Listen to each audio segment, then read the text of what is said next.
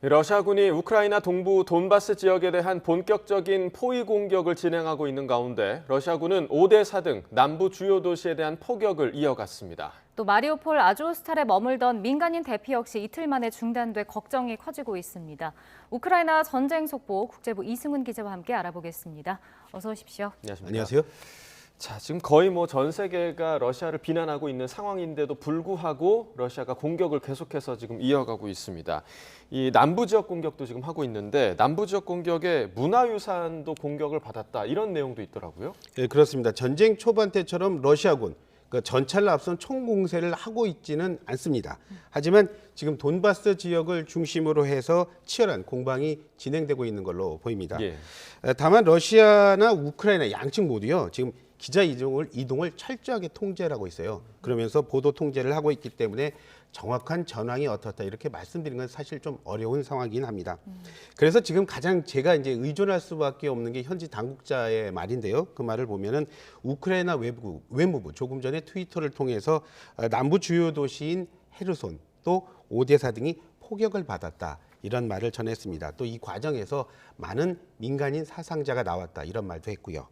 특히 헤르손에는요, 2500년의 역사를 가진 스키타이의 문화유산이 있는데 이곳을 지금 러시아군이 공격을 해서 위험한 상황에 있다 이런 말을 전하기도 하더라고요. 네. 자, 다른 한편에서는 이제 그 우크라이나 제2도시가 하르키우 아닙니까? 하르키우를 러시아군이 장악을 했다가 이곳을 지금 또 우크라이나군과 치열한 교전이 이루어지고 있는데 이 과정에서 우크라이나 측이 러시아군에게 빼앗겼던 말 6곳을 탈환했다 이런 얘기도 있고요.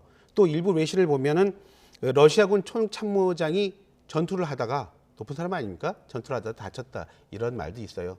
이 보도의 사실 여부를 떠나서요. 어쨌거나 이런 소식이 들어오는 걸 보면 지금 현재 치열한 전투가 벌어지고 있다 이렇게 말씀드릴 수 있겠습니다. 예. 네, 걱정되는 상황이 또 있는 게 어제 마리우폴 아조스탈에 머물고 있는 민간인 대피가 시작됐다 이런 이야기를 했었는데요. 그렇죠. 지금 또 민간인 대피가 이루어지지 않고 있다고요? 어제 그 아조스탈에 있는 그 아조 연대의 그 부사령관이 이런 말을 했습니다. 우리에게 주어진 이틀간의 휴전이 그나마 고맙다 이런 말을 했거든요. 그렇기 때문에 이런 말에서 볼 때 현재까지는 아마 토요일과 현지 시간으로 토요일과 일요일 그러니까 이틀 동안 약속된 대피의 시간은 이미 끝났다고도 볼 수 있겠습니다. 하지만 지금까지 현장을 빠져나온 민간인은요 많이 봐야 지금 한 150명 정도로 추정이 되고 있어요. 예. 자 이렇게 봤을 때 지금은 말씀하신 대로 지금 유다현님께서 말씀하신 대로 대피가 중단됐다 이렇게 네. 보는 게 더 맞을 겁니다. 그러니까 저희가 지금 어제 이야기만 해도 100여 명, 지금 말씀하신 인원도 150여 명 예. 밖에 지금 대피가 이루어지지 않은 상황인데 그렇다면 지금 아조스탈에 민간인 남아있는 수가 어느 정도가 될까요?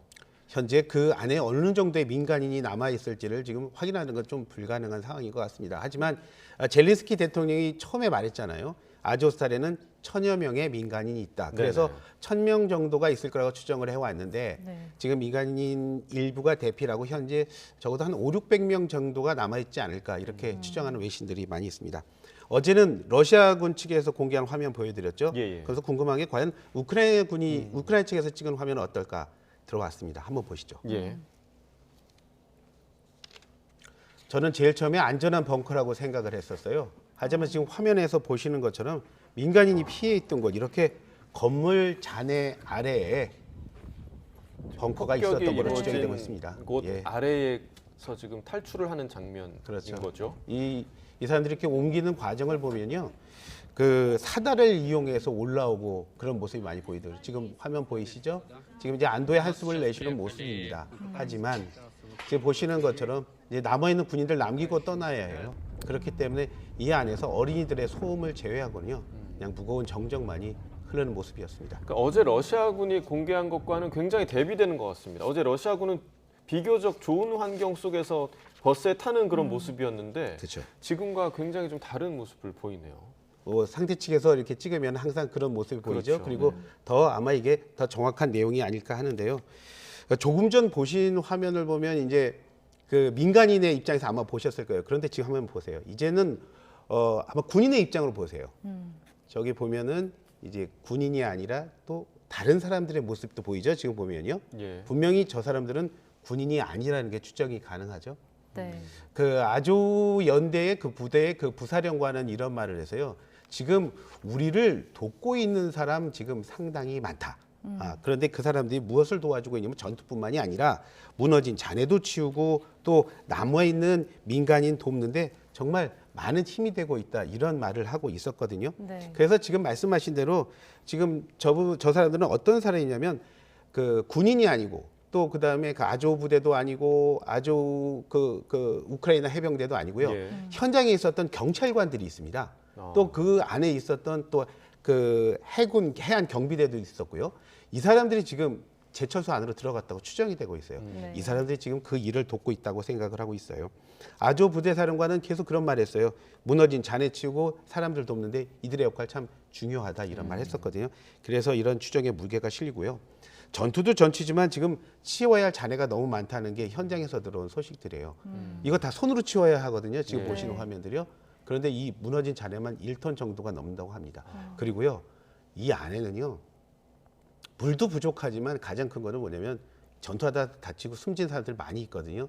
이 사람 주검들 치우지 못하고 있어요. 그래서 빠져나온 사람들 얘기를 들어보니까 물도 물이고 마실 것도 부족하고 먹을 것도 없지만 문제는 시체 썩는 냄새가 우리를 매일매일 고통스럽게 하고 있다. 이런 말을 하더라고요. 예.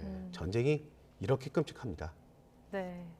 그러니까 지금 현재 이 화면을 좀 보니까 남아있는 뭐 민간이나 군인들의 상황도 좀 걱정이 되는 것 같은데 앞서 그 젤렌스키 우크라이나 대통령이 이 우크라이나인의 그 러시아에 대한 분노가 너무 커서 뭐 평화 협상하기가 힘들다라고 말을 한 적이 그런 있더라고요. 말도 했었죠. 예. 네, 그럼 우크라이나 국민들이 그래도 시간이 지나면서 좀 단합된 거를 보여주는 것 같은데 어떤가요? 그래서 제가 준비한 화면이 있는데요. 네. 한번 화면 한번 보시면서 한번 보실까요? 예. 자, 지금 보이시는 화면, 드론으로 화면한 촬영인데요. 곳곳이 다 물에 잠겼죠? 예. 자, 홍수가 온 것처럼 모든 곳이 다 물에 잠긴 도시입니다. 여기는요, 수도 키우에서 북쪽으로 떨어진 데미디오라는 아주 작은 마을이에요.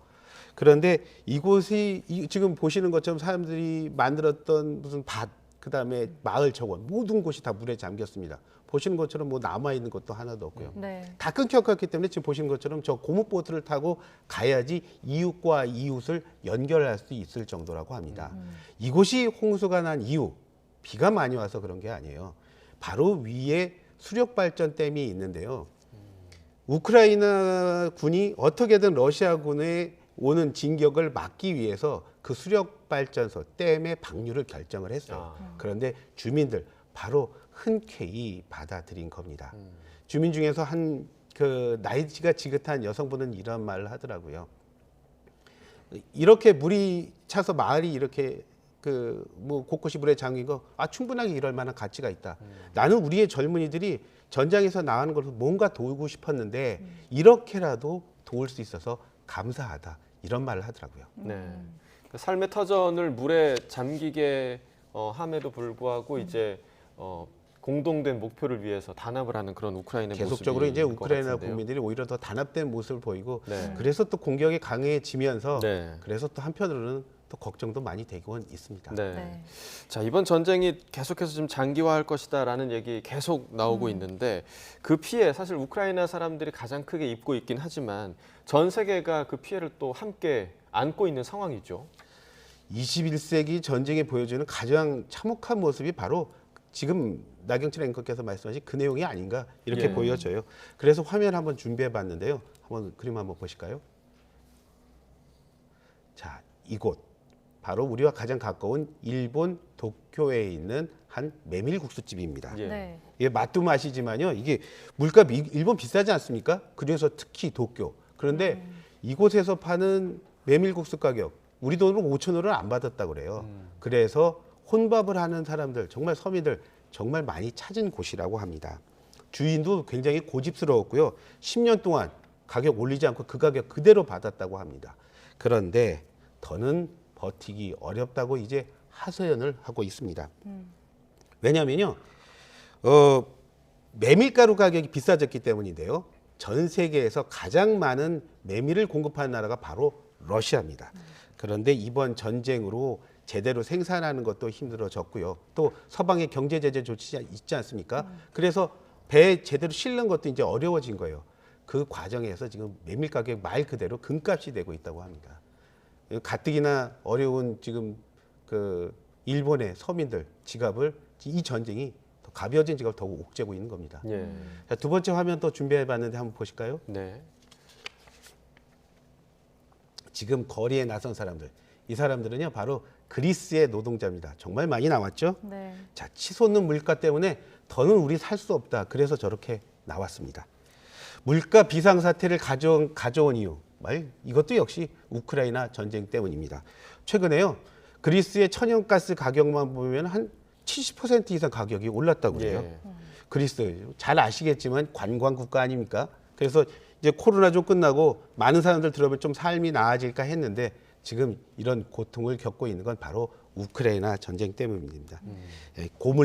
물가의 그 고물가 폭탄을 맞았다는 말까지 쓰는데 바로 전쟁 때문에 이렇게 된 건데요. 그리스는 에너지 수입의 한 30%를 러시아에 의존하고 있습니다. 그런데 그 서방 제재가 있으면서 지금 공급선이 끊겼죠. 그리스뿐만이 아니라 모든 유럽 국가가 대부분 대동소이하게 저런 어려움을 겪고 있습니다. 시위에 나선 사람들 이런 말 하더라고요. 전쟁 가운데서도 정말 폭리를 취하는 자본가들이 있다. 그리고 그 자본가들이 얻는 이익, 바로 우리 같은 노동자들의 피와 땀을 담보로 한 것이다. 이런 말을 하더라고요. 이렇듯 21세기에서 치르는 전쟁, 누가 치르고 또 어디에서 치르건 간에 지구촌 모두 누구나 피할 수 없는 전쟁이라는 걸 이번 우크라이나 전쟁이 보여주고 있습니다. 네. 앞서서 저희도 보도를 해드렸지만 4월 물가지수 굉장히 좀 많이 높아졌다라는 얘기를 해드렸는데 모두가 고통받고 있습니다. 이 전쟁이 빨리 종식될 수 있도록 전 세계가 좀 머리를 맞댔으면 좋겠습니다. 오늘 아침 세계는 국제부 이승훈 기자와 함께 이야기 나눠봤습니다. 고맙습니다. 감사합니다.